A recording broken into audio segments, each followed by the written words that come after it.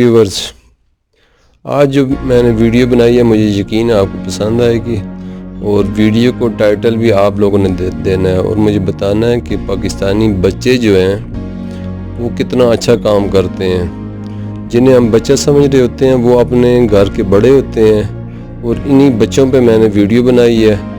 आपने वीडियो देखनी है, देखने के बाद वीडियो को टाइटल भी आपने देना है। मेरा काम था वीडियो बनाना और उसे टाइटल देना आप लोगों का काम है। मैं देखता हूँ कौन सबसे अच्छा टाइटल देता है। अब तमाम मेरे सब्सक्राइबर के दरमियान ये कंपटीशन है, जो सबसे अच्छा टाइटल देगा वो मेरा सबसे बड़ा फ़ैन होगा। चलें देखते हैं, चलें देखें अभी वीडियो और एंजॉय करें वीडियो को और भाई को दुआ में याद भी रखना। चलें सही।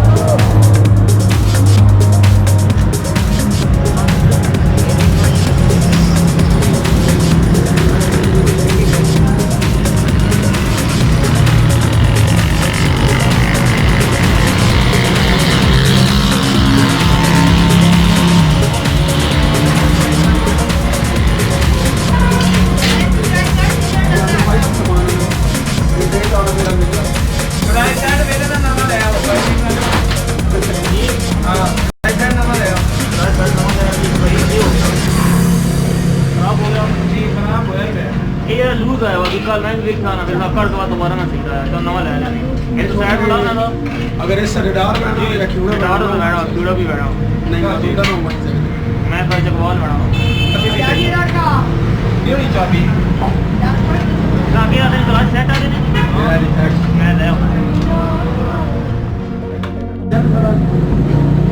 वो मैं तो बदली के थोड़ी जमा तो काट दी होगा फिर भी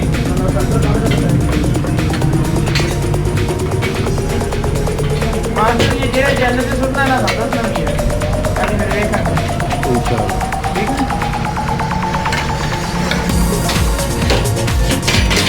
आज ये इतना वेल कोटी लगा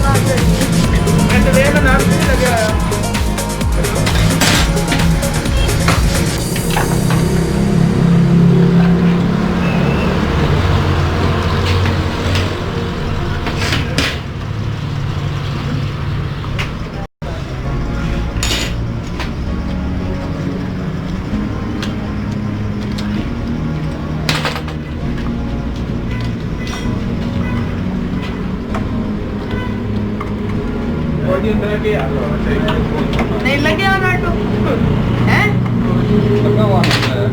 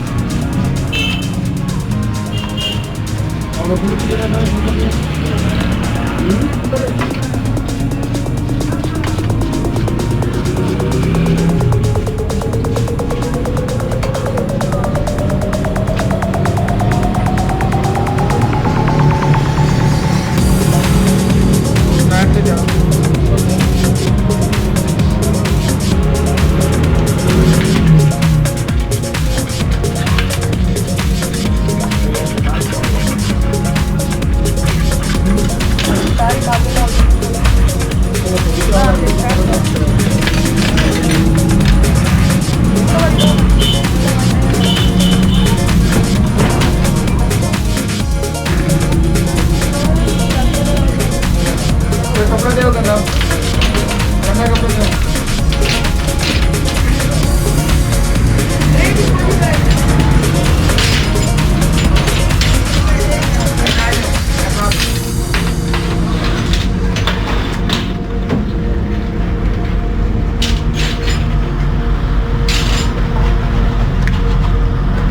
थोड़ा आराम